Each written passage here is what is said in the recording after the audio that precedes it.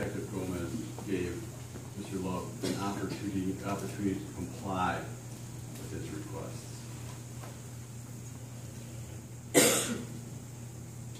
Can you clarify your question, Counselor? Sure. Just so I can understand what you're asking. Sure.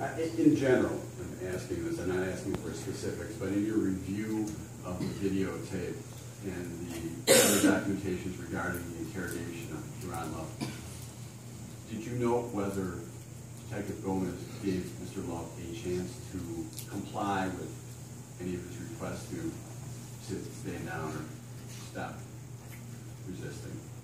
No, he did not videotape 1 or 2. There was considerable time in one circumstance where there was an arm bar placed across the chest. There were multiple seconds, and I explained that in my report. You apply that in such a way where it's a choking on a person. The person is going to push back. There was ample seconds to reposition the arm or assess what's going on, but instead there was more force applied at that point. The opportunity to disengage or de-escalate in the second video, I again ask myself the question, as I'm reviewing this, why do you have to go back in there a second time? Why wasn't it somebody else? What forced you to go back in there? Generally, I like to talk about the issue of control, specifically with regard to someone being handcuffed to a wall. But what does the handcuffing of a suspect to a wall do with regard to your assessment of control of that suspect? It gives the officer a significant advantage. It's not complete control. Handcuffs are a restraint device, similar to like shackles. They take away the ability of use of that limb, or limit the use of that limb. Now, if a person is handcuffed to the wall, they still have other body parts that still could be used for weapons. However, an officer still has 2 available hands, 2 available feet, the ability to engage, or in fact even disengage, especially if the person is restrained and handcuffed to a wall. Exactly. It also limits their ability to actually move forward or towards the officer as the officer is disengaging. It limits their actual distance, especially if the officer is creating distance. You talked about various tactics being in the toolbox of an officer with regard to use for control. Is fingers in the eyes or eye gouging one of those tools? No. Is that taught at the police academy for control with eye gouging? It is not. And if you're going to control a subject and place your hand on or near their head, how is that supposed to be done? The fingers are to be cupped. One of the techniques that officers use is called a secure to the head decentralization, where the head is secured and officers are trained to cup their hand, to cup it under their chin to avoid having digits going towards the mouth. Also, if a diffused strike is to be delivered, where the hand is grabbed, the hands are to be cupped, pulling the head away to allow the presentation of the neck and allow a blow to actually be delivered there. The reason the hand is cupped is to avoid injury to the officer, but it's also to avoid injury to the suspect. Fingers being splayed across a person's face can in fact go into their eye. Eyes are very sensitive. When we're using force, we're trying to cause a dysfunction, which is essentially pain or some type of sensory overload. But our intention is to never cause permanent damage or disfigurement. The eyes being such a sensitive tissue area, the eyes are an area we are trained to avoid because we don't want a person to sustain long-term injury. Or any injury for that matter to the eyes. Sorry. In your review of this incident involving Detective Gomez, did you have a chance to review 2 reports of Robert Lowe's? I did. Did you get a chance to review the second report? I did. The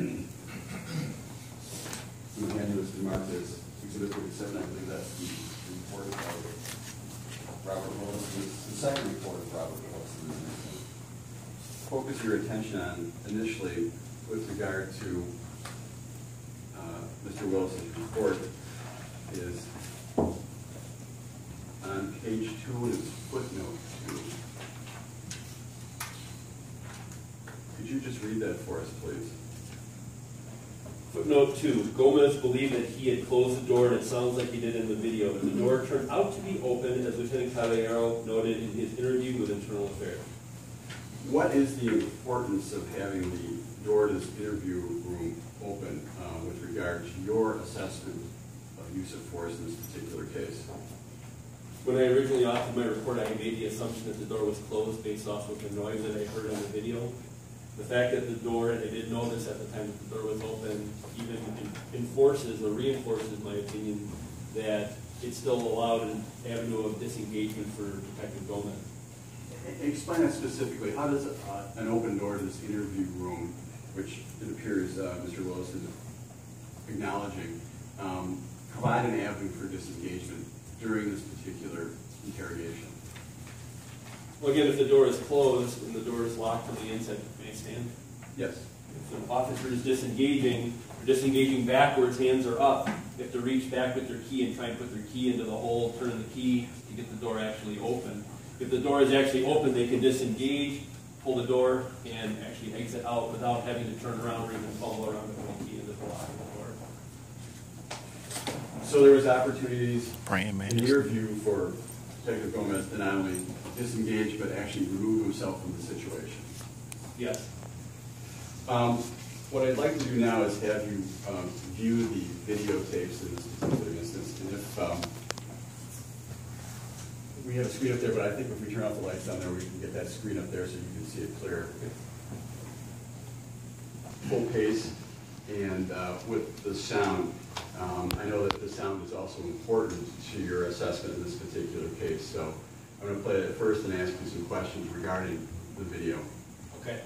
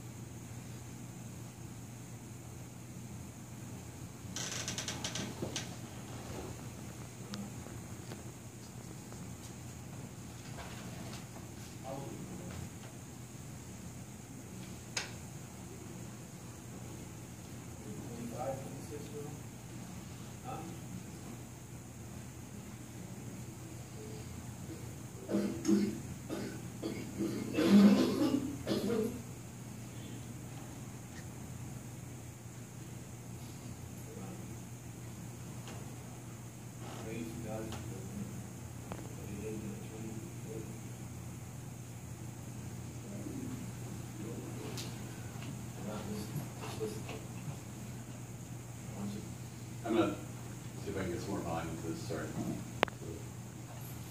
My job is not to fuck, okay?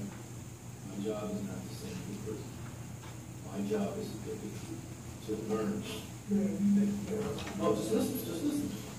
To learn from people's mistakes. Okay? The doctors have already told us today, there is no way that baby was injured before you got to your house. That's your son, man. That's your son.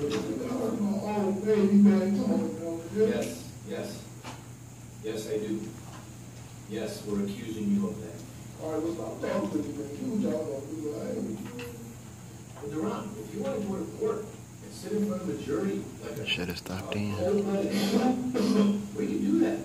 Well, if you want to do that,